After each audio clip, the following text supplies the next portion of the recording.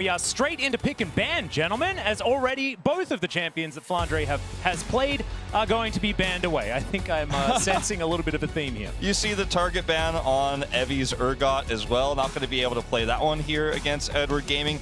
But I generally tend to agree with what the desk said about how this series, or rather this game, should look here for DFM, is you've got to actually look to the early game. You want to do something that messes with Edward Gaming's slower style, because when we get to the mid-game to late game, that's when DFM, even with massive leads, has fallen apart.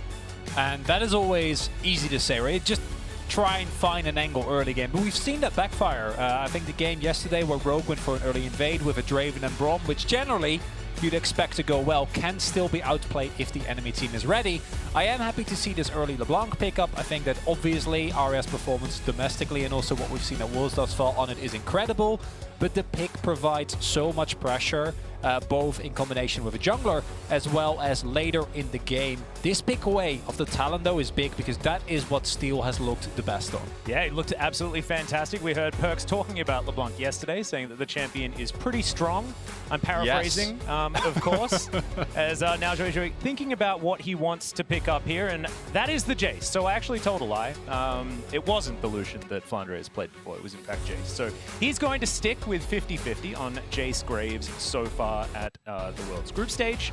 Of course, we all know Flandre has been playing for a heck of a long time. I believe debuted on Snake in 2014, so I think he has a bit more of a repertoire than that, but never mind, not going to see it so far this game, as Steel going to take away the Xin Zhao, going pretty standard here on the side of DFM. Yeah, there's a lot of power in the early game with what they have here already, but there is obviously the ability to poke later on with LeBlanc, and it is a champion that screams Aria's skill expression, right? We saw him play extremely well on multiple champions in MSI, where you expect this player to pop off, right? And we'll see if the counter pick here comes through for the Jace early, because Jace is one of the toughest champions in League of Legends right now in the meta to say, okay, there's a strong counter pick. Wukong is one that comes to mind, but it's not really in the wheelhouse here for DFM. They're going to go back to the Poppy pick here very early on in this draft, but it's rising in popularity right now. Look at that win rate, 75% here in Worlds. And what we've also seen is that even when teams pick up the Poppy relatively early, as is the case here, it can be hard to really kind of take into account how much impact that Statford presence has. We've seen teams still draft champions that kind of rely on dashes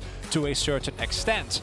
And I think that the Poppy has slowly started to rise in priority throughout the tournament, because the pick in a lot of occasions, outside of the obvious value that you get from denying dashes at will and being able to both play offensively and defensively with that, the pick itself is just also strong, right? It has a surprising amount of burst. It has a lot of resistances that it gains naturally. And this is a classic neutralizing pick that comes out there in the Lissandra, which has been all right, but thus far, I gotta say, I think in terms of what we drafted it early, I like what DFM have got. Yeah, if you remove the nameplates, I definitely agree as well. I mean, 3 top-tier picks here in this meta right now off the get-go. Yeah, and also the fact that the Poppy is a flex, you know, technically triple flex, I guess you could say. Gang could play that on the bottom side of the map if he would like to, but still keeping things up in the air. Not likely to be going into the jungle, considering the fact that Xin Zhao has already been picked up. We'll see how that does go. Is Draven going to be taken away from Viper? Of course, Viper's champion pool not really going to be touched. He's played 3 unique champions thus far, but the Ezreal was one of them, so not going to be playing that one, and we'll see whether that is where we're going to continue focusing here as far as the DFM bans are concerned. The Kai'Sa is something he's played a lot as well, but doesn't really fit into this draft as much as it's fit into other Lee Sin drafts we've seen from Edward Gaming here, so I do like this Aphelios ban a lot more. It's still possible, you know, you have a lot of poke and engage with this composition. You can have the Kai'Sa follow-up there with the Killer Instinct, and it has been what he's preferred, but it looks like he's going to pivot over here to the Misfortune. I actually really like this Aphelios ban, because with the Ezreal ban, you also clearly see a sign from EDG saying, hey, we're looking into getting that Aphelios, right? Like, if you ban away the Ezreal, even if the MF would be picked up by DFM, we know how well Viper can play on that Aphelios and into the already short-range comp that was available for DFM. They don't want to take that risk, so instead they're going to go into the handshake that we've seen repeatedly. They give over the MF, knowing that you can get the Jhin to kind of neutralize. Jhin also works very well with the aggressive front line that DFM already have, especially when augmented by the Alistar. So you have a really strong, aggressive core that can play very far forward and can be augmented by Jin's support with the Curtain Call and his W. As a lot of this, the power in this DFM draft is going to rely on the poke damage coming through from Aria. If he doesn't hit that, then it's going to be hard to finish those targets off, even with the curtain call here from Utapon, because this comp doesn't have a consistent damage dealer in its top or middle lanes. They don't have a mage that's going to be able to do long-term damage. They have the burst potential there, and if you get ahead, obviously, as Arya, sometimes that doesn't matter if you could just finish those targets off. But later on into the game, I do worry about EDG's composition. If you can't get those kills early, there's so much mobility here with this talent. The thing that I really love about the DFM comp, though, is that they've got Poppy. And what Poppy does is it means that if you've got a teamfight composition, you're not allowed to play it, because she just knocks a couple of them away, and then it's going to be a man advantage for one team. As that is, of course, the Rakan locked away for Mako on the bottom side of the map. And that's, again, you're picking Rakan, and the pick will still hold value, but you're going to have to play so much more careful because there is a Poppy, right? You can't just go for the big engages that we see from this champion so many times. Yeah, so that front line is going to have to be careful as Evie gives us the thumbs up.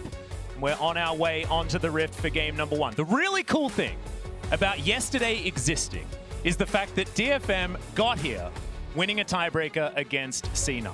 Maybe that means that they are going to pick up some of that same energy moving into today's games. And I think all of us want this, because so far it looks pretty cut and dry. Yeah. When it comes to this particular group, everyone on separate score lines, things like that. We really want to be able to mix this one up. Edward Gaming looking absolutely amazing. But also, I mean, remember, the last time we had a 6-0, it was in 2017. It was Longzhu Gaming at that time. Had to try and think to make sure, guarantee that it was exactly that team, because they had so many different names. Oh, yeah. Yeah. But here we are onto the Rift, and EDG, they could be the second team this Worlds to go 6-0. It's also important to note, for those who didn't follow back then, that Longzhu was a Korean team, actually. Despite the name, you might think that was an LPL team. Yeah, true. You know, now is technically evolved into what we call DRX today.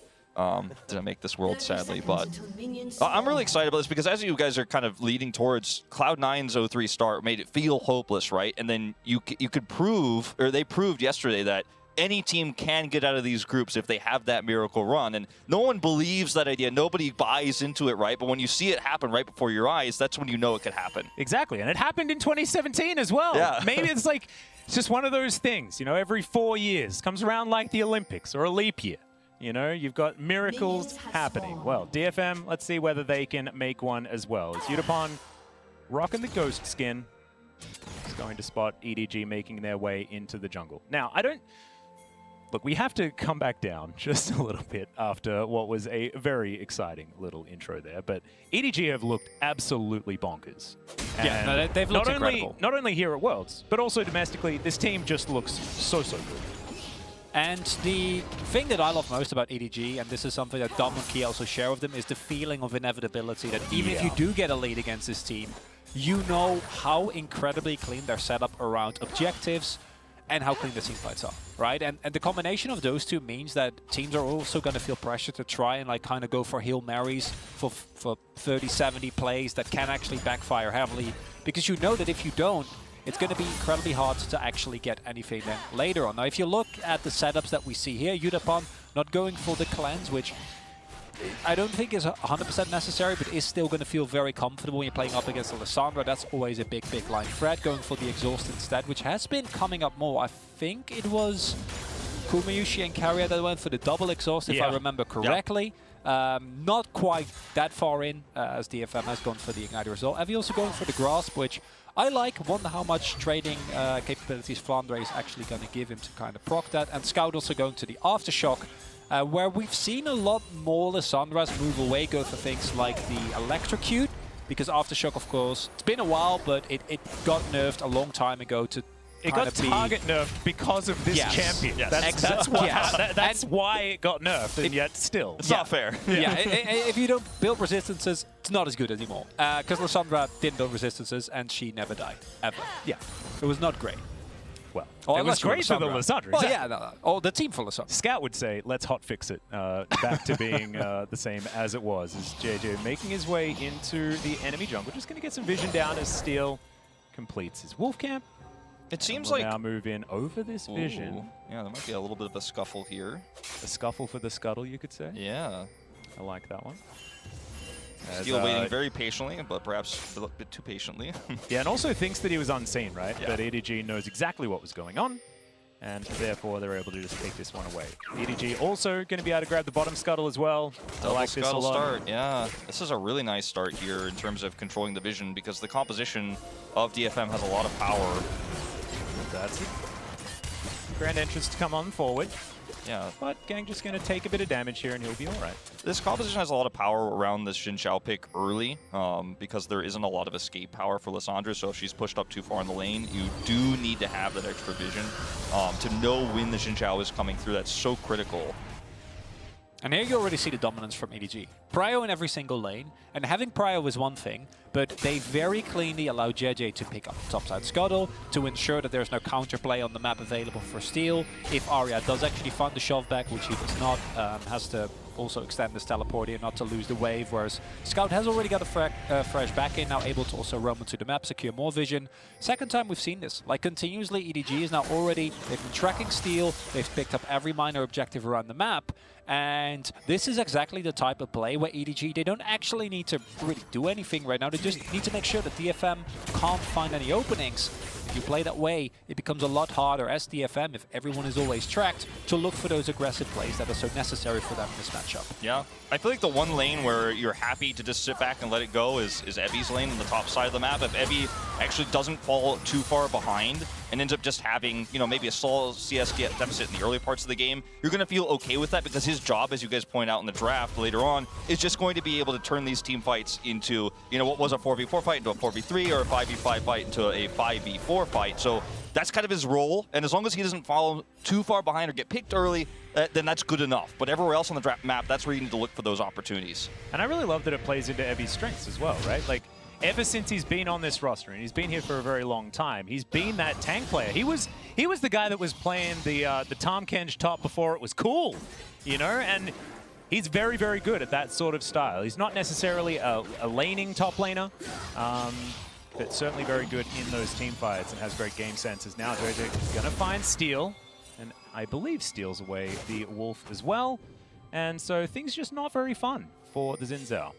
And again, it's incremental leads. EDG, no, we don't need to all in there. Right? There's no need for us to try and force a 2v2 against a Xin Zhao and a LeBlanc. That can backfire, even with Arya pushed in.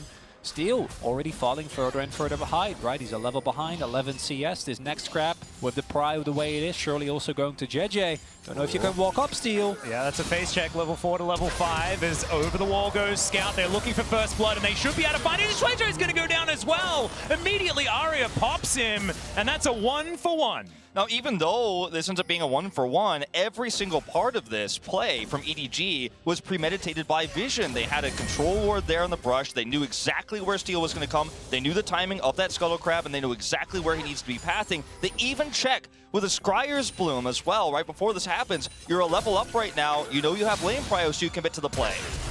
And here you also see a lot of the power that comes out early on and why this 2v2 is so potent. Because the amount of damage that Steel was able to get in with like just a little bit of health is still enough to allow Arya to actually get the blow up there. And now JJ. Ooh, very close. Wind almost became lightning to steal that one away. Doesn't actually happen. I mean, look at the gap between these junglers right now. Nearly 50 CS to the 34 yeah. right now. I mean, this is really starting to take its toll on Steel's ability to have any power through this part of the game where normally a Xin Zhao is going to be so strong. We saw it in that skirmish, but he's falling further and further behind. And look at EDG. They got a stacking tier in the top lane, you know, Flandre. He can sit relatively tight until he hits that Eclipse Manamir power spike. Viper has looked at the game and decided, guys, I'm not in a rush. I'm going to get a call. And that spike, once it comes through, is going to be, I think, very hard for DFM to kind of deal with. I think that EDG, as mentioned, won't shy away from a fight, but don't necessarily need to look for one. Display a controlling playstyle and then have faith, as they should, in their capabilities to, once we get into these mid to late game team fights, these first or maybe second objectives, their capability of playing the front to back in a way that DFM just can't really match in terms of how clean it's all set up. Well, we've ticked over to 8 minutes, so Shelly is on the Rift right now. JJ just going to move on in, clear out this control ward that he knew about from before, as EDG might be preparing to head over and pick that one up. Yeah, they're going to have to make a real committed call here very soon because the group up is happening here for DFM. You can see that on the bottom side, they do have prio, so toying with the idea of staying there. as they have enough time here to rotate over as the scuttle fades away. JJ in a really nice spot here, actually, unseen. Well, going to start off his red buff, and it looks like Steel will at least get the first bit of damage onto Shelly. Evie going to move on down. Wave equalized on the top side of the map. Flandre dealing with it right now. Scout going to move on in. On vision of DFM. Steel is just going to back away. Not going to fight off more than he can chew this stage of the game, especially with the position that he is in. Yeah, I mean, now you're seeing the rotation up from Viper to catch that mid-wave, but Scout's here, so this is just perfect slow play from EDG. Push them off without losing anything on the map, without losing any resources. And you see how slow EDG played as well, and how respectful DFM still feel like they need to play, because Gang was already roaming up. He was already around mid lane by the time that EDG said, okay, no problem, we know the timing windows in this. Viper and Mako, you shove out the lane, they shoved it out, forcing Utapon to stay there, roam mid together, and recognizing the fact that at that point, EDG, they're already 1k gold ahead. You need to get a really good fight of DFM. If you can't find that, you can't really opt into it, have to back off, basically waste time trying to get an objective that they're not even getting. And now EDG further building that lead. Well, that's an ulti to come through from Viper here, as Gang needs to be careful. Doesn't have level 6 yet. It's a decent headbutt, but I have a feeling Mako should be able to catch up. But no, Viper is going to pick it up with a blast cone. All too easy. Caught clearing vision. Yeah, that's just as simple as that. I mean, you're clearing vision, you're way too far out, just mistimed when the rotation was going to come back to the bottom lane there and gets punished for it. Stays too long, way too greedy there, and that's a lot of extra gold going over to Viper, who, as you mentioned, Chronicler is already building towards that Cole gold, and he's going to hit a really big spike, around that second Drake fight if things continue as they are, and giving that extra free first blood gold over, or rather early gold here, not first blood, is going to be so massive. Now, I want to go back to something that you said earlier, Chronicler. It's that feeling of inevitability, and EDG have started it very early in this game. You could imagine that DFM are thinking, like, we have to make something happen. We have to do something, but we're only 10.5 minutes into the game. We've only had 3 kills so far, but already EDG feel in complete control.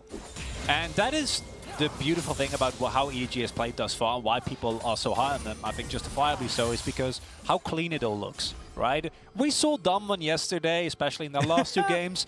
They were very good, but it wasn't necessarily clean. There was some liberties taken. There was some corners cut on EDG. They will have none of that. Now, it is not all bad news for DFM. Obviously, the lead thus far, not insurmountable. We've seen the power in like 2v2s, 3v3s that you can have with Steel and Arya. Utapon can still make a big play as they go in on Mako. Yeah, he's going to grand exit though. Should be absolutely fine. Deadly Flourish not going to be followed up on or anything like that. As Scout's going to take some turret shots as Shelly's going to ram her head into the outer turret in the mid lane. Bunch of plate gold going over to Scout and JJ right now. They have so much oppressive control over the bottom side of the map here. It's just such an easy Drake follow-up. There's no way that DFM can rotate through all this brush without any vision whatsoever. They don't have mid-prio. The turret just lost a bunch of plates there as the Herald crashed through, and now you get a free Drake, so you have even further this small advantage. And EDG, they're playing with no egos. They're not playing to prove anything. They're only playing to win, right? And I think in the Damwon game you're referring to, Chronicle, there was a little bit of showing off going on. There was How a little bit dare of, you, Wolf? I want to 6-0 this group and make people remember the last game, whereas Edward Gaming here just saying, no, we're going to 6-0 this group in very careful fashion, not going to take any risks. Why give DFM the same chance that Cloud9 had yesterday? Well, I mean, this is also the first game, and if you go back to Damwon versus FPX, that was definitely a Damwon that was playing discipline. True. Maybe we'll get some happy gaming EDG after this when they have secured their spot. It could happen, but based on what we've seen so far, I don't know how likely that is. I do gotta say, like I said, and we'll go a little bit more in depth because I was a little bit worried, maybe this was going to be a very aggressive game, but this far, not happening as much. I say it as Flandre is going to flash the ulti. Evie's going to have to flash as well. Flandre wants it. Not going to quite have enough damage with the shock blast at the end, but definitely the fear is in as now Arya has to get out of there. Scout teleported in. That is going to be Steel actually flashing away. EDG just 3 steps ahead of DFM this entire game. Yeah, I mean, you commit the teleport there as Scout. You're like, well, if he's going, I'm going. And you don't actually have to fight there. You grab an extra summoner spell. And it's just no risks, no chances. Not going to take a single one. It was such a great flash there aggressively from Flandre to actually dodge that ultimate, though. It doesn't end up leading to the kill. He's 1 auto away. But man, EDG not only looking fantastic, but so disciplined here. And that's the big standout so far in this game. We're at a 3-kill game where they have 3,000 gold to lead. Yeah, I was building up to a joke about how this, for us LCK casters, this feels natural. This is the beautiful, natural isn't state it? of things. We're happy about this. You know, there's a lot of cross-map movement. Not too many kills, that always scares me a little bit. And thus far, I think if we look at the possibilities that DFM do still have, because as mentioned previously, I think you're gonna have to first be able to take back vision, which thus far they've basically been unable to do. EDG have been very diligent from the opening minutes of this game to always 5 have seconds. a track as heavy. I can't do anything. That's all the plates. All Yeah, of them. they fall down. First turret, tons of extra gold going over this Jace. It's almost 2K. Yeah. And this is unusual for Worlds so far, like you're saying, Chronicler, to have a Jace get fed like this with no kills. We've seen a lot of mistakes in the top side. We've seen proactive plays lead to Jace getting fed, but this is just macro. Straight up. Ari's like, nope, no. That's not what I want. Yeah, why not? Take the blue buff while you're right there. And it just showcases while we're making a little bit light of it, like the sheer, the iron grip that EDG has in this game. Yeah. It feels like minute one. Whenever there was a play, there was one little overextension from JJ, right? Which still, it wasn't even trade, wasn't even a bad trade. But outside of that, they've been permanently shoved in. Only lane that hasn't really suffered is bot lane, and even there, Viper has built up a 2-wave lead. Is 5 CS away from finishing up a call, so naturally building an advantage there as well. And across the rest of the map, DFM just unable to match the individual level as well as the cohesion and safety that the EDG have been able to provide for themselves. Some of the ways that DFM get back into this game just don't feel realistic considering EDG's safety, right? If you do overextend or if you go too deep trying to clear vision and you run into Arya in the jungle alone, or if he's able to find somebody with the vision control that DFM would hope to have and maybe gets a pick there, then maybe you could 5v4 fight, but they're just not taking any risks. They're not walking into anything like this. Yeah, Mako almost did, as you attempted the caster first. Didn't quite work out there, Wolf, unfortunately, because Mako heads up. Not going to face check that rush. For good reason, as Arya heads on forward, but he immediately gets ulted and explodes. This is why the LeBlanc has a tough time in this matchup. But the fight is still ongoing. It's a decent heroic charge there from Evie, but he's still going to fall down. Mako, in fact, is the one that picks up the kill. And EDG, a couple more on the board, and are now looking to pick up Shirley for their reward. It's death by 1,000 paper cuts in this game for DFM. It really does feel like. I mean, you don't have any agency, and every time you try to, or every time it looks like they might make a mistake, they might walk too close, you could turn it. Well, there's a headbutt pulverized, but the tower is going to fall down. The Unbreakable will. On gang will keep him alive for the moment, but EDG are just taking everything that they want. Controversial statement. I think EDG's pretty good. Whoa. When was that controversial? Hey, I had him over FPX. I was one of the people who didn't. I'm sorry. I'm sorry. I was one of the people who said, okay, I think EDG just strongest one from LPL. I watched that podcast, Wolf. I can confirm that is, in fact, indeed what you said. As we're going to check this one out once again. Just it felt like they had no chance. Yeah, there's no way you win this fight, unfortunately. And the curtain calls just feel so tragic, too, because nobody's low, nobody's gotten hurt, and you could shut down this LeBlanc when she tries to engage like that. Of course, with Lissandra Ultimate, we talked about it so many times. Every time this matchup occurs. And now we're looking at a double Drake lead here. We are, again, 5 kills in, 6,000 gold, EDG ahead, 3 turrets. And it's just, just piece by piece, step by step, but they're starting to get a massive lead now. And there you also see the problem. In a straight up 5v5, especially if you lose one of your most potent damage dealers, you're just not going to be able to actually kill anyone on EDG. The opportunity for DFM just isn't really there. Thus far, EDG have also, as pointed out previously, whenever someone goes in, there's always a buddy nearby, right? There's always the potential for maybe a collapse, for a rotation. And that is one of the main reasons why I think that what DFM could do against a less disciplined team is trying to catch someone that's going for a rotation, that's trying to secure an aggressive vision line, maybe goes for a face check, load him up with Arya Steel, and then try to turn it into a tempo play. But every time I slow down because maybe it will happen now, it's like, no. Nope. Using full control. Yeah. And they're now going to rotate here towards the top side of the map. This inner turret is going to attempt to be protected here by Arya and Utapon, but 4 members of EDG in the area. JoJo turns up as well. So DFM just not going to be able to save it. And this is just EDG. I feel like they're just stealing DFM's lunch money all over the map. There's no cross map as an option. EDG is so incredibly decisive. And now they're just going to waltz on into the mid lane and try and do the same thing here with the help of Shirley as well. As Zarya is trying to poke her in the eye, but it's not going to work out. So this turret does take a fair bit of damage. That is the flash on forward from Steel, but they deny him completely. That's what Ring of Frost is very good for. Evi's teleport not really going to do too much as the Empowered Shock Blast going to soften up the members of DFM as well as now EDG wanting to get the last few points of health as that headbutt pulverize worked out. But Mako's just going to quickness his way out and the cow is going to fall. Grand Entrance going to also knock them up, but Mako does fall down and Evi's going to be able to knock one away, but it's just not enough. A double kill now for JJ, as DFM are just going to limp away. And I understand the desperation from DFM. I understand why Steel flashes forward there, because it feels like there's nothing to do.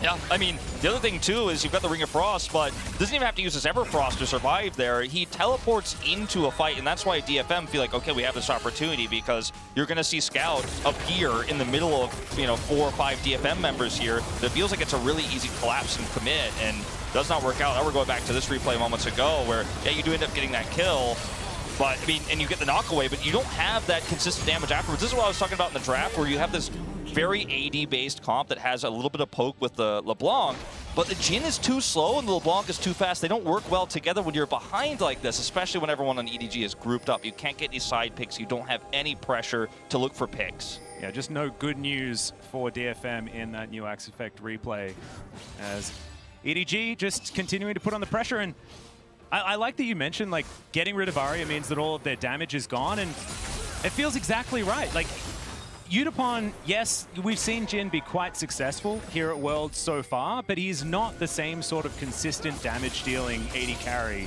that a Misfortune would be. Is now I have to hold that thought as Arya's going to get taken down very low once again, goes back to his distortion, but Viper just puts a bullet in him as soon as he gets back there.